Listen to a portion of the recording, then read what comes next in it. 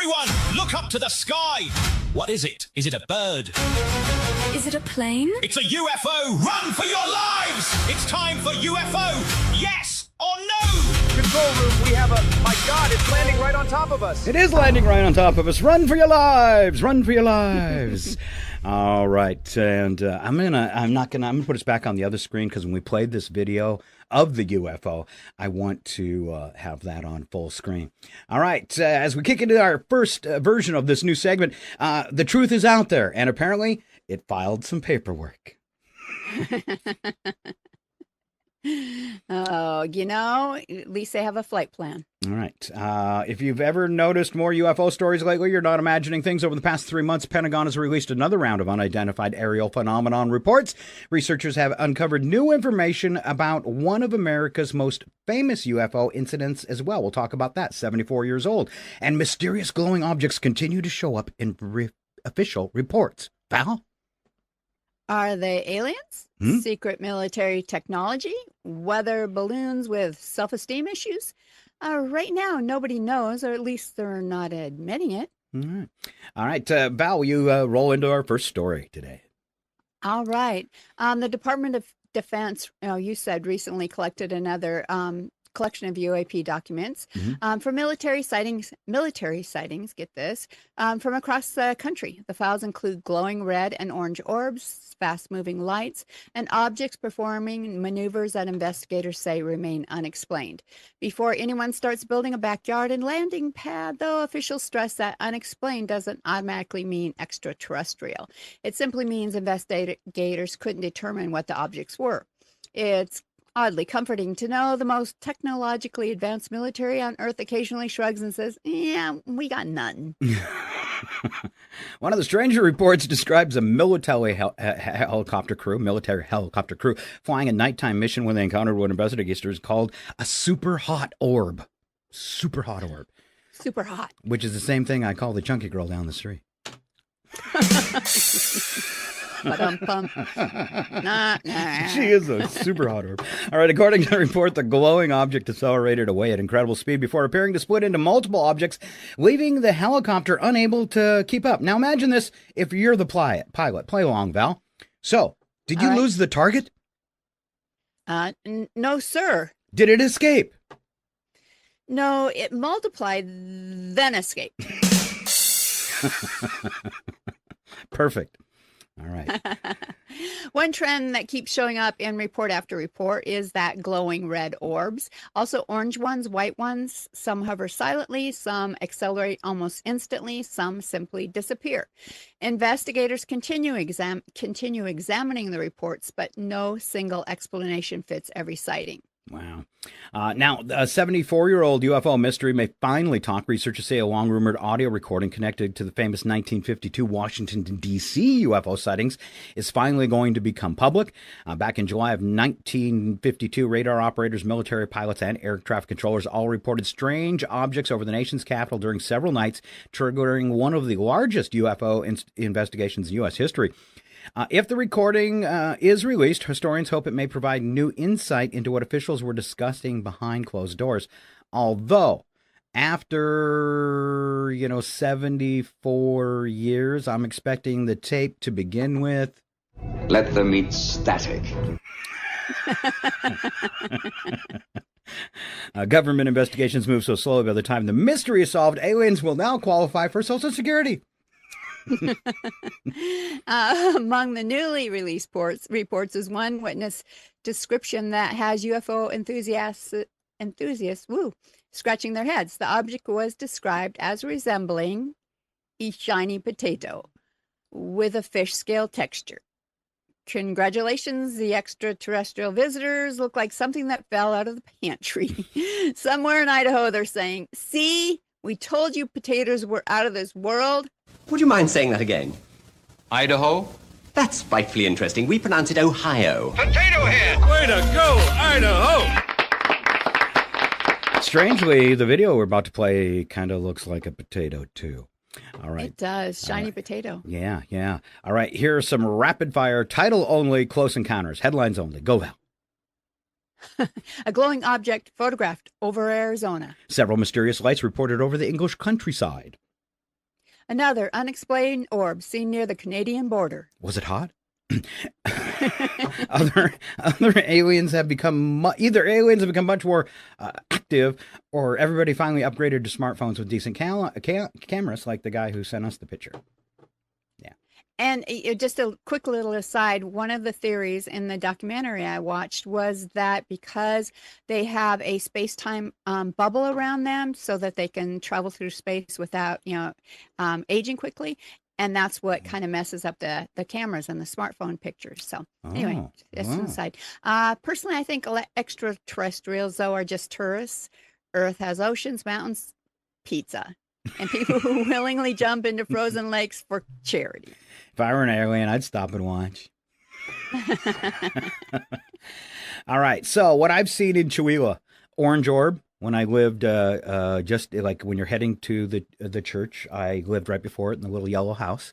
And I was sitting on the porch one day, saw a giant orange ball fly over the top of the house, really low, heading straight for toward Quartzsite. You can see it perfectly from that location. I stood up on the deck because I was like, oh my gosh, I've seen a runaway rocket before, but this wasn't leaving a smoke trail. And it looked like it was going to smash into Quartzsite, and last minute it went up over the top. Then one night, coming onto the radio station, I was looking up at the tower to see if the tower lights were on.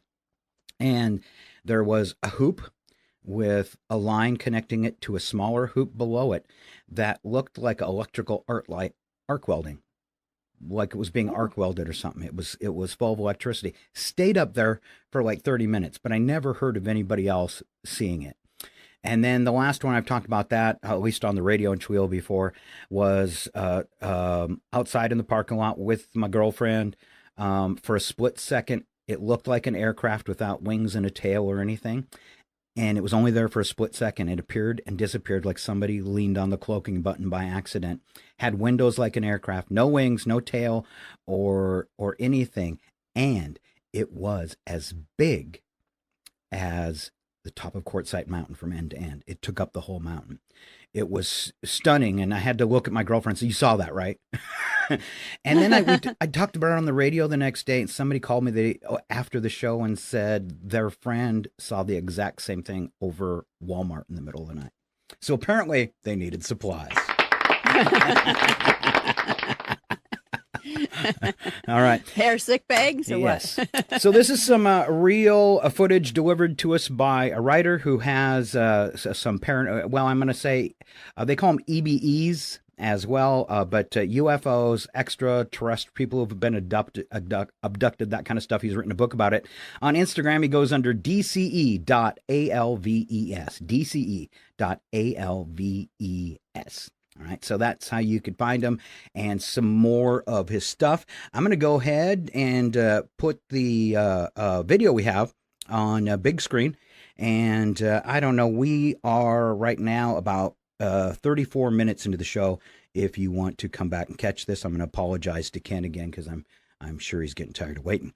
All right, so here we go on the video. I'm going to start it. You can see the top of their house. Once he zooms in, top center of the screen, I first time I watched this, I went, there's nothing there. And then I put on my glasses. And and unfortunately, I don't have something I can point to it, but at the top center of the screen, then it's going to fly around a little bit. A bird will come into the screen that looks like it's a lot closer. And then it disappears, and then we're going to do some close-ups. So there's no audio with this. I'm just going to start playing it. And if you're watching on a smartphone or something, I'll try to help you along.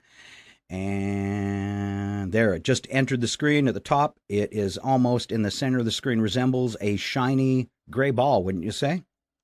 Yeah, it does look like that, exactly. There's and a weird shadow underneath it. Yeah, a weird shadow. A weird shadow. You see that bird flying, but you can't really tell the perspective. How close is the bird? How is it? I mean, if it was just a silver ball, maybe it was a tricky drone made to look like a UFO. So now you can see where I paused it and got as close as I could, and you can see it looks like this round ball. It's got the dark side in the bottom. Now it flew in front of a cloud, so I did it again, and I'm going to pause this so it doesn't leave. You can see, kind of the round shape, and you can see the dark spot now is much more pronounced, and that it's not a ball. There is something trailing off behind it. It looks narrower, but it could be the perspective. My guess on this is it's like the Tic Tac that the pilots are always talking about. And I will, because Brad and I have been going down a rabbit hole. We watched, it's a documentary on Amazon Prime. It's called The Age of Disclosure. They interview 34 military specialists as well as political ones, and they're all talking about, what pilots have seen, what evidence they have. And one of the huge things that people see, and I'm going to say that from what I watched, that black, what we thought was a shadow, might be the actual aircraft, because they see a square black machine that they've seen everywhere. And so, what we thought was the roundness to it before might be what I was talking about before, in that so many of the craft they see have like a bubble around them. Ooh. And that bubble, the theory is, again, it makes a space-time continuum inside that bubble. And that's how they travel so fast. That's why they can travel, across the universe and all that stuff that allows them to do that. Yeah. But anyway, that's very, very popular to see that bubble and then a craft inside of it. Very cool. Yeah. All right. So if anybody is interested, again, the documentary is called The Age of Disclosure. It's on Amazon Prime. You do have to rent it. I think it's $10. And then we also saw over the weekend the movie Disclosure Day by Steven Spielberg. Also, I mean, some of the documentary stuff was tied into it. Amazing movie if you have, are interested in all about UFOs. And the premise of the movie is it's the day that we finally find out without a question of a doubt that aliens exist and they're here. Yay! There's got to be something better. There has to be. It has to be.